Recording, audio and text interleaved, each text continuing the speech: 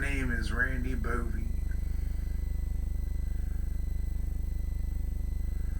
and I'm 37 years old, and I just started a YouTube channel.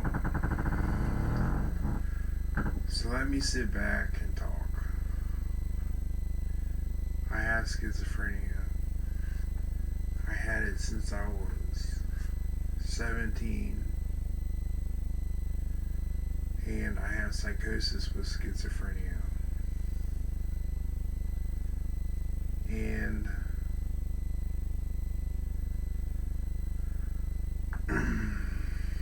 I have auditory hallucinations and visual hallucinations. Besides that, I make disability and I have an Uber business that I do on the side,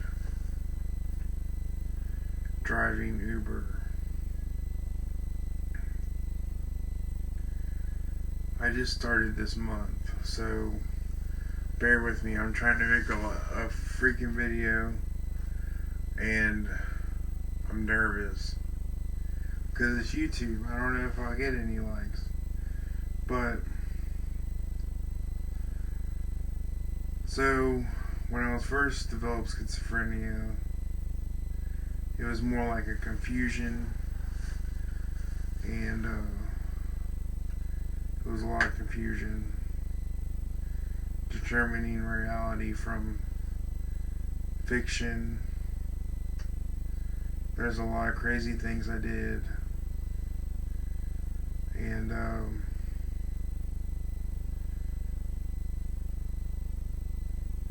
I don't know if I was meant to have schizophrenia or not, but mine was drug induced, and at a young age I experimented with drugs, and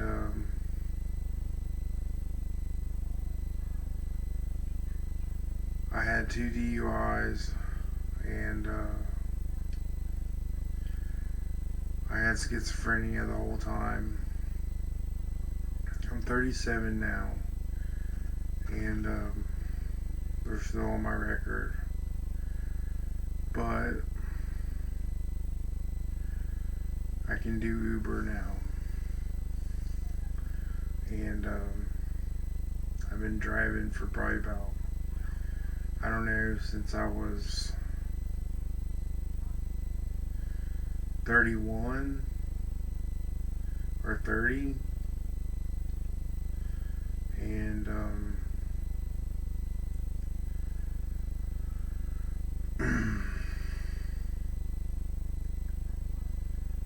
I guess like the auditory hallucinations are hard to tell from reality. The visual hallucinations are vague, but I have psychosis, definitely, and it's hard for people to understand, and I thought this would be therapy, making a video. I wouldn't say I'm the worst case that you've ever seen. I'm not really that paranoid, and I accept the way things are,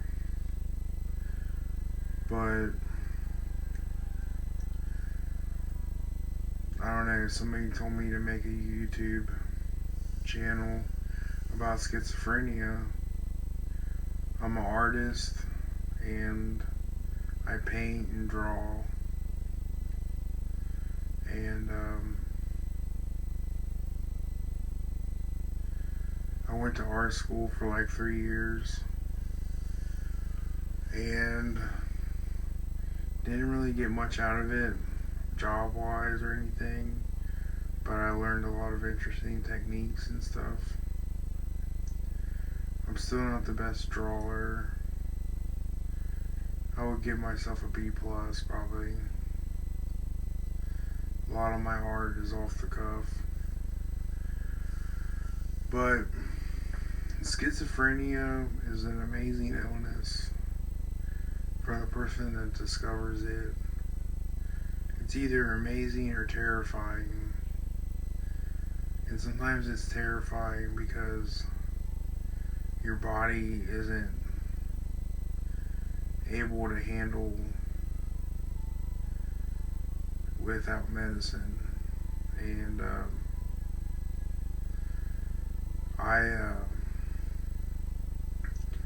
went without medicine for one time, and I couldn't stop crying, and I was terrified, and I was worried. There's been a couple times I ran out of medicine, and I just had delusions and falsehoods about reality, and I thought people were trying to spy on me, look into my life. I was obsessed with voices and stuff. There was a constant stream of thought, and it was pretty intense. And it's like tripping on any drug, or it's probably even worse because it's an illness. And I would say acid is not the answer. Shrooms are not the answer. And please do not. I mean, some people believe some crazy stuff. It's like digging a hole. They want to take all these drugs to self-medicate. They want to experiment. The best drugs you can get here in Ohio are the ones prescribed to you. And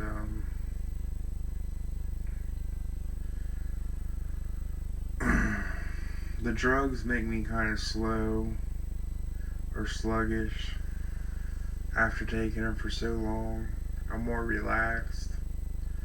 I've always been relaxed on the drugs, like either really tired, and if I'm not really tired, I have insomnia. So it's not a perfect science, but it keeps me level-headed enough where I can function and do work. Right now I'm 37. I have to do work that's kind of light on my feet, and where I sit down. I picked doing Uber because it was set your own hours. You sit in a car and you drive people everywhere. I would say focusing on work is the best escape from schizophrenia, because when I'm focusing on something I'm doing, I'm not hearing as many voices. And even now, as I'm making this video, I'm not hearing voices. But if I'm focusing on something to keep my mind busy, I can do better that way. So usually when I'm not focusing on making live videos or driving or doing art, I'm stuck in this world where I can hear anything and it won't be real because they're not right there talking to you. It's just a thought stream, maybe from, I don't know, aliens or something, but who knows? It's kind of laughable. I don't know what they are or how they communicate to me if they're not there. And there's a girl named Emily, or I call her Emily, and there's some male voices I hear every once in a while, and they usually sound like cops or mailmen or maybe my crazy neighbor, or I don't know. They can be anything at any time, and it's like a recall of everybody I met that day. And I'm intensely drawn to it because it's relaxing and it helps me process thoughts better, hearing the voices, at least now, than it did when I was a young kid and coming up in school and I didn't hear anything, because I would have nothing to feed off of. I would just think a lot, I would draw a lot, I'd be stuck in my head, and I think I was susceptible to schizophrenia even before I did drugs, but because I had a lot of times where I would just constantly think. It's called running thought. I would just keep thinking and thinking, trying to get the answers to questions and space and time, and try to figure something out. And I would always be thinking. It's like I was running a simulation in my head of everything that would happen. I think that prepared me for having schizophrenia, but I would admit that it was a surprise when I started having delusions.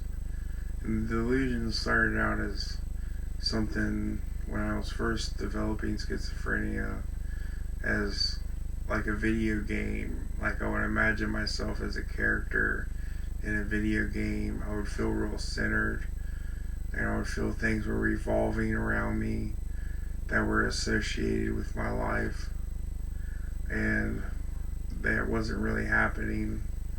I was growing distant from friends and relatives as we speak, and the outside world seemed to be caving in on me, where I thought everything was affecting me, and I would react differently, more aware or conscious of this entity that was searching me out and trying to find out who I am.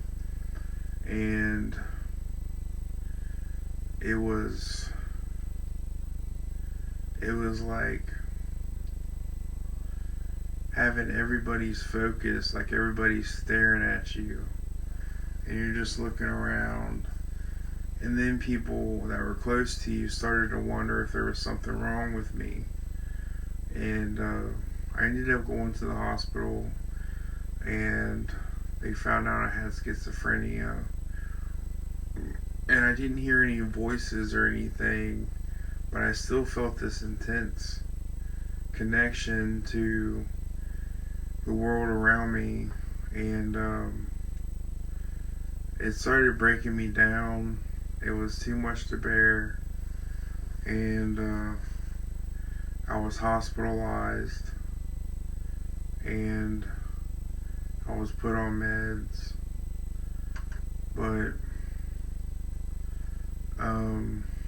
the meds helped, and then I had a couple relapses after that where I didn't take the meds, or I didn't want to take the meds.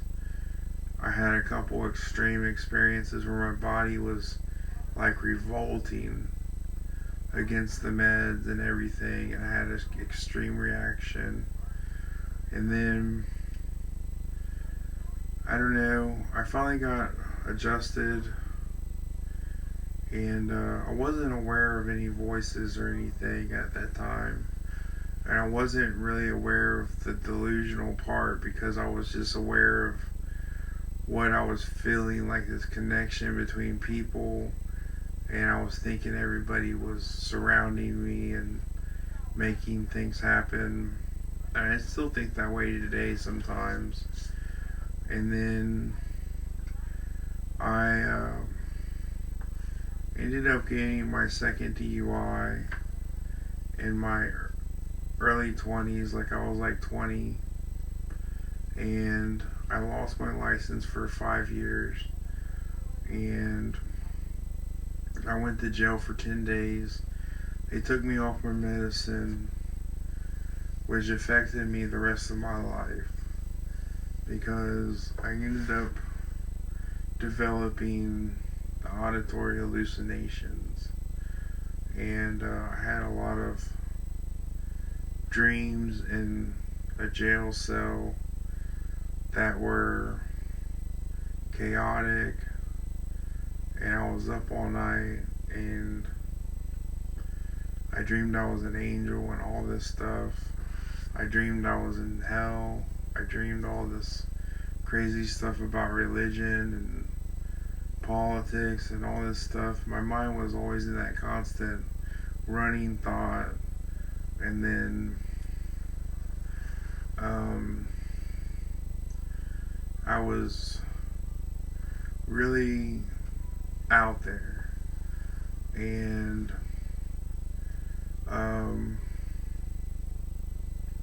when I came out of jail, it was like something flicked in my head, and I just started hearing voices from other people. I started thinking I was telepathic, and I thought that way ever since. But the voices were centered around me. They were in my head, and but they were outside. They were different than me, and they were imitating these people that were around me, close by, or at the restaurant, or anything. And that was a dangerous thing, because I didn't know how to handle it. So I ended up going to Bob Evans with my mom after I got out of jail, and I knew I lost my license for 5 years. And then I ended up going to the hospital a couple of days later and getting on my meds and taking my medicine. And I had psychosis before I even knew what it was. And I suffered with this pretty intensely for probably most of my 20s, late 20s and everything. And I talked to the girl Emily. I created that entity that has been here the whole time. I call her Emily, but I don't know what she is. She's just there. And she's been there my whole life. So there's this like girl, this celestial being that follows me around and talks to me when I have something like a question, or I'm pondering something. And there's this girl Emily.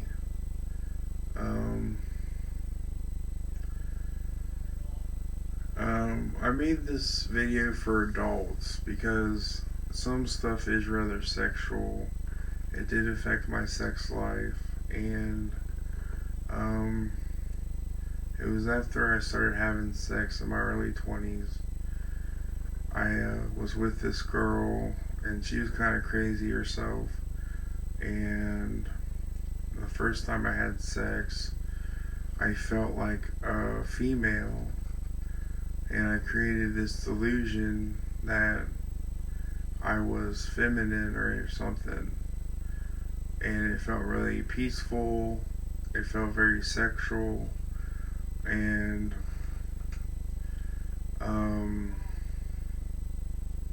I wanted to feel that all the time, but over time it faded, and I just turned into my normal self.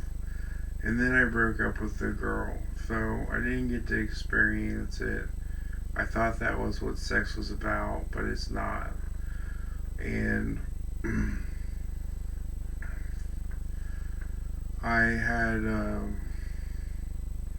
other delusions that were playing in my mind at the time.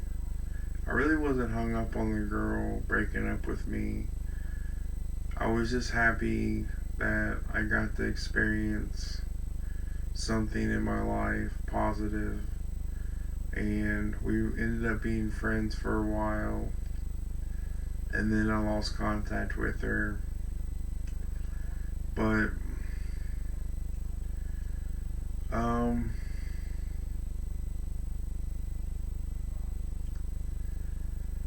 I did do smoke pot, but it didn't affect me too deeply in my early 20s, but I was cautious of how much I smoked, and I always try to stay away from it as much as possible. And a lot of my friends did it, and I was affected by it at first a lot more than I am now. And I guess things change and people change, and I was always well aware that I was going to be schizophrenic the rest of my life, and at the time I had disability, but I ended up losing it through my jobs and everything. And then I started working full time. When I was working full time, I dealt with the delusions by pretty much burying them in thought, and I would just keep nagging and pestering, picking at them, the auditory hallucinations, and trying to convince them I was right and they were wrong. And a lot of them were co-workers and everything. And I always tried to pull the moral high ground. I had a lot of intuitive adventures that were secretive and rather personal, and it taught me a lot working full time. And I dealt with it by keeping it to myself, and I never really talked about it to anybody. But people always thought I was funny, and I was a dishwasher at the time, and this was through 27 till I was probably about 6 years from 27. It was from 2009 till, so it's probably about 29, I guess. I don't know. But I ended up managing to get my license and driving, and I had to relearn the test and everything, and I had to get a car, and it was a lot difficult not being on disability because I had to go somewhere to get my medicine. I had to search around to get medicine. I got kicked out of Butler Behavioral, or the behavioral health system, and because I was missing appointments because of work, and I suffered a lot, and working full time definitely taught me that that's not always the best way to go for somebody with a condition where you have to pay thousands of dollars for their meds, and you have to, when you're working full time, you have to depend on these public programs. If it wasn't in one county, it was in the other, and I had a really rough time meeting doctor's appointments and keeping up on my meds while I was working. For some reason, my meds lasted a really long time. I think I got a script of 60, and I took one pill a night, and I cut it down and everything. So I was pretty crazy, but I was a medium crazy. And I thought that was my power, I thought that was my gift. And it made people treat me different. I mean, I did a lot of crazy things, and it probably wasn't right for me. But I also think it extended my life a little bit farther, where I wasn't taking pills all the time that made me tired. And I sustained very well, but I had psychosis. And then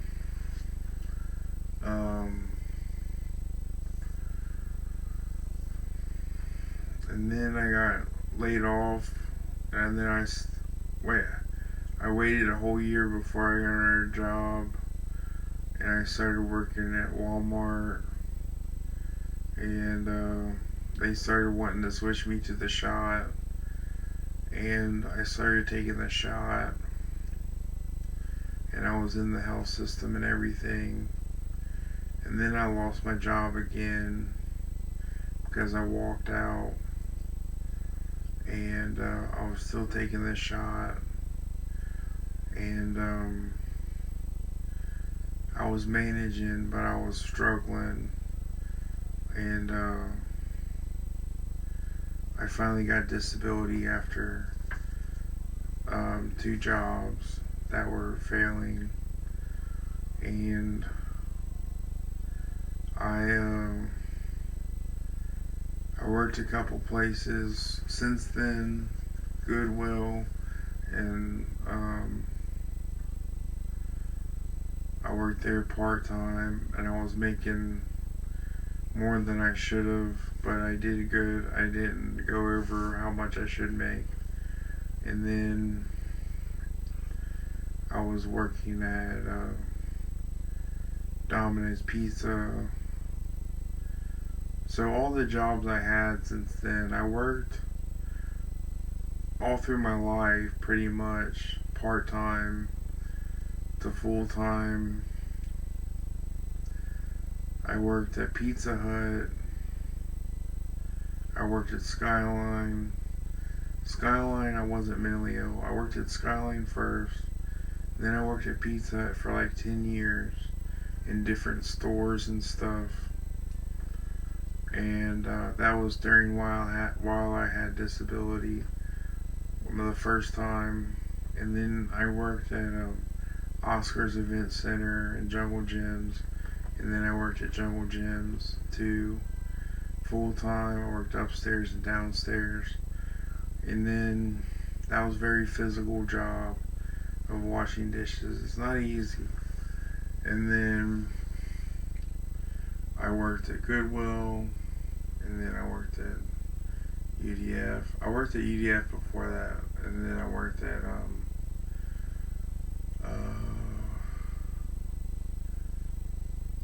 Domino's Pizza for a couple months, and now I'm at Uber.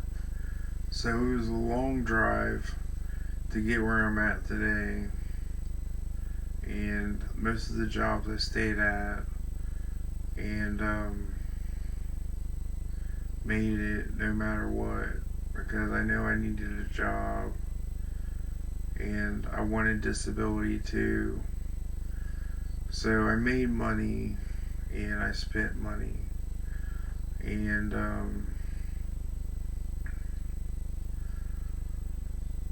I guess now I work because it keeps me busy, but I'm realizing I'm in more pain than I was before.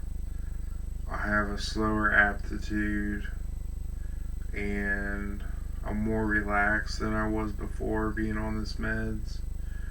So I'm really not 100% ready to go work a full-time job at the pace they want me to work. So I started doing Uber, and the meds are they affect you in different ways. Sometimes I get dizzy a little bit, or sometimes I have metabolic syndrome, uh, eating disorder kind of like, and I have high blood sugar from the meds. I have different ailments, and I have more stuff on my medical record than I ever did, and I won't discuss my entire medical record, but I don't think it's embarrassing. Like, most of it's not really that bad, and but it's bad enough to be 37 and going into your 40s, and realizing that you're not going to be living up to the life that other people live up to, because you're just different. It's just different. I would say if I was normal, I'd be extraordinarily extra normal, and be real attentive and not take meds and stuff. But I'm sure people have dealt with this before. They fight the meds, they fight the tiredness, they fight the depression, they fight against gaining weight, they fight all this stuff, and I'm not really going to fight it all. I just let it happen. So, this is first video to get an introduction into the life of a schizophrenic, the psychosis of it, and the side effects of meds. And I don't really think it's an easy thing to do. Schizophrenics are really productive people. They're not lazy. They're not all completely crazy. And it's just like depression or anything else. So I think people need to shed a light on it for people that have schizophrenia, and for the people that are close to them that don't have schizophrenia. I think people need to know about this stuff. And if you watch this video, I'll try to be as formative as possible, but I'll tell you that I cannot tell the difference between reality and fiction most of the time. So if I go off topic in other videos, or I talk about something that happened to me, it was definitely real in my mind at the time, and I have stuff happen to me every day. So this is my YouTube video. I want to say thank you to Silly Ass Nah for recommending this. I hope I can upload this because it's 33 minutes long, and I hope I get 1,000 likes, and I hope you enjoy my video even though I have a slow aptitude and you don't get bored. I don't want you to think I'm just falling asleep on you. I'm trying to calm my nerves because I don't want to feel nervous, and I want to pace around really bad and go smoke a cigarette. So I'm going to get off here and say peace. If you're watching, thank you for watching my video. I don't have all the technology to do this the best way possible, so bear with me, and thank you very much.